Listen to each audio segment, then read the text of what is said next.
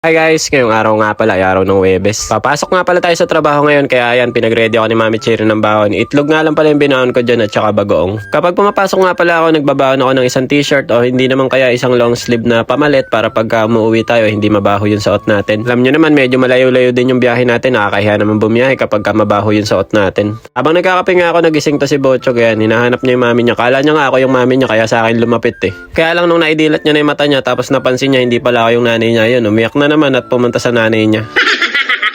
Bago nga pala mag-alas 7 ng umaga, kinakailangan makalis na ako ng bahay para makaabot ako sa trabaho namin. Kaya yan, pagkatapos ko magkape, nagpaalam na ako kay Mami Cherry pati dito kay Botchog. Pangarin pala yung trabaho natin ngayon guys sa may Chigasaki pa rin. No? Kaya ang biyahe natin mga nasa 1.5 oras pa din. Good morning guys. Ilang araw na tayong may sipon. At saka makati yung mata gawa ng kapunsyo, yung sakit dito sa Japan. Kaya minsan tinatamad din tayo mag-edit. Kasi barado yung ilong natin tuwing gabi. Di na gaanong malamig. Kaya manipis na lang yung suot natin na pangginaw. Sakto, dumaan yung train. No? Hey, dalawa pa. Punta talaga dito pag may dumadaan eh.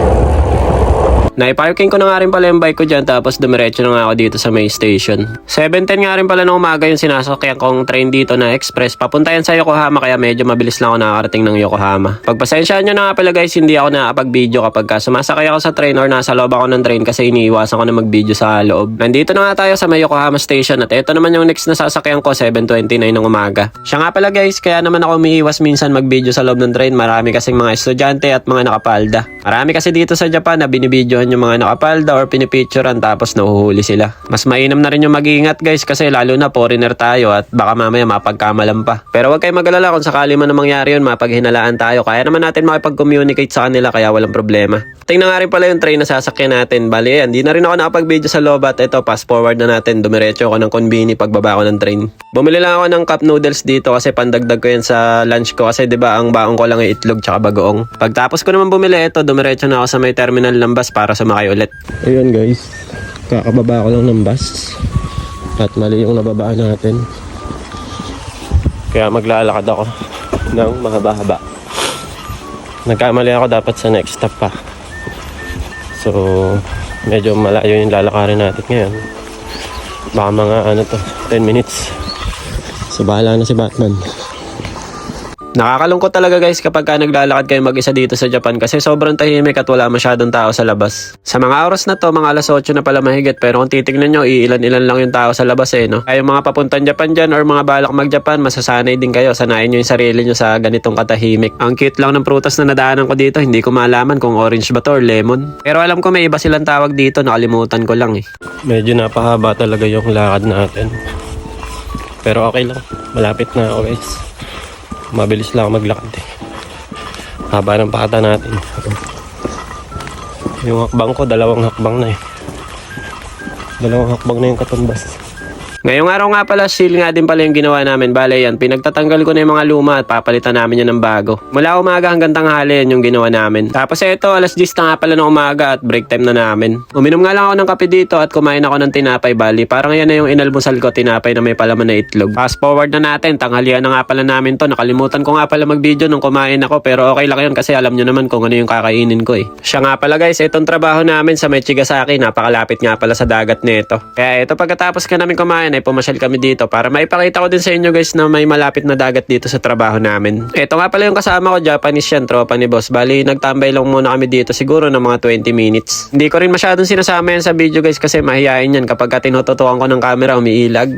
Napakaganda rin pala ng dagat dito sa Chigasaki. Malinis siya at pino yung mga buhangin. Gandahan pa nga dito, napakahilig pa mag-surfing ng mga tao. Naiinggit nga ako, naalala ko tuloy yung first time ko mag-surfing sa Pinas nung nagbakasyon kami. Ang astig din ng mga dala nilang bike dito, talagang may lagayan pa ng mga board eh. Ganito nga pala yung itsura kapag may board na nakalagay. Tapos yung suot nila na parang jacket dyan na long sleeve para daw yan iwas sa lamig. Para kahit winter daw ay nakakapag-surfing pa rin sila. Wala guys, yun lang. Shinare ko lang sa inyo yung dagat dito kasi napakahilig ko rin sa dagat eh. Kapag kasi nakatitig ako sa dagat, hindi ko alam bakit ako nare-relax. Kayo ba guys, ganun din ba kayo? Bale, eto, alauna na nga pala ng tanghali at balik trabaho na naman tayo. Mga nabakbaka na nga pala namin dyan na seal ay ayun, kinobera na namin ng tape para hindi madumihan yung tiles or yung mga pader. Tapos pinrimer ko na nga din pala lahat yan para masimulan na namin trabahuhin. Break time na nga pala namin to, pumunta ako dito sa may vending machine, bumili ako ng kape, tapos nagpahinga din ako ng kalahating oras. Hindi na nga rin pala ako nakapag-video niyan pagkatapos ng break time namin, kaya ito, uwian na nga pala. Natid na nga rin pala ako ni boss at saka nung kaibigan niya sa may station, kaya hindi na rin ako nagbus. Swerte lang din talaga ako sa boss ko, mabait to at saka hindi nila ako pinapabayaan. Bago nga pala ako bumili pala ako ng patis, giniling at saka baboy, no, kasi naubusan kami ng patis sa bahay.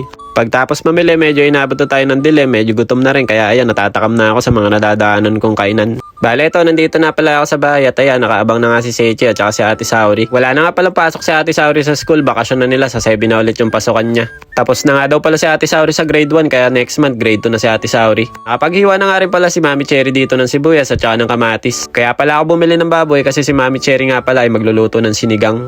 Tapos eto, inabot ko na nga rin pala yung mga pasalubong na binili ko. Alam nyo naman yung mga bata na yan, lagi naghihintay kapag kauwi ko. Si Botchog nga nakikipagagawan pa sa ate at kuya niya, bumili naman ako ng para sa kanya. Bihira ko nga lang pala uwian si Botchog guys ng matatamis kasi alam nyo naman bata pa yan, baka mabungi kagad. Dahil nga magluluto pa lang kami ng ulam, binilang ko muna si Mami Cherry ng siopaw para may laman muna yung tiyan niya. Alam nyo naman medyo matagal-tagal din lutuin yung sinigang, papalambutin pa kasi yung baboy. Makalipas nga ang kalahating oras, eto, malapit na rin maluto yung sinigang. Medyo makapal din kasi yung taba ng nabili kong baboy kaya mabilis lang din lumambot. Habang naghihintay nga si Botchog na maluto yung ulam, eto, naglaro muna siya ng kotse. Dinampot niya nga pala kahapon yan sa may supermarket nung namili kami ng shampoo at saka conditioner.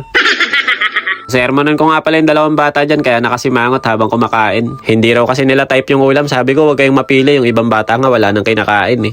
After nga namin kumain na ito, naglaro na naman si Botchog. Mahilig talaga sa kotse yan guys, mahilig siya sa mga gumugulong kaya yan yung mga binibili namin sa kanya. Iniinis nga pala namin ni Mami Cherry si Botchog na ito kaya yan bisit na bisit. Sa sobrang buisit nga niya, wala siyang magawa kaya ayun, napatawa na lang.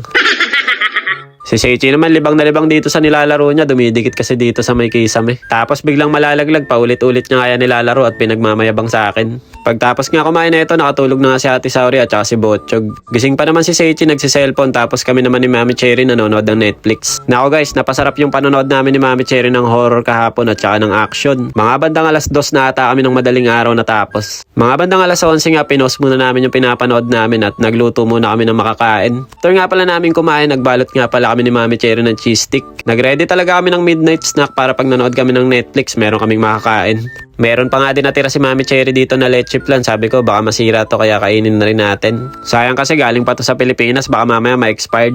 Ang tagal nga lumabas ni Mami Cherry ng kwarto niyan kaya nauna na kaming kumain ni Sechi. Mahilig nga din pala sa leche flan guys si Sauri at saka si Sechi. Sila din kasi nakaubos nung kalahati na unang binuksan ni Mami Cherry na leche flan. Nakatakas na nga rin pala si Mami Cherry kay Botchog kaya ito kumain na nga rin pala siya. Tulog na kasi si Botchog niyan guys kaya lang pag nararamdaman niya na umalis yung nanay niya ay nagigising. Kaya hirap din talaga tumakas si Mami Cherry kahit na natutulog si Botchog. So paano guys, hanggang dito na lang muna. Kita-kits na lang ulit tayo next video. Diyan mata ne. Arigatou gozaimasu. Bye bye.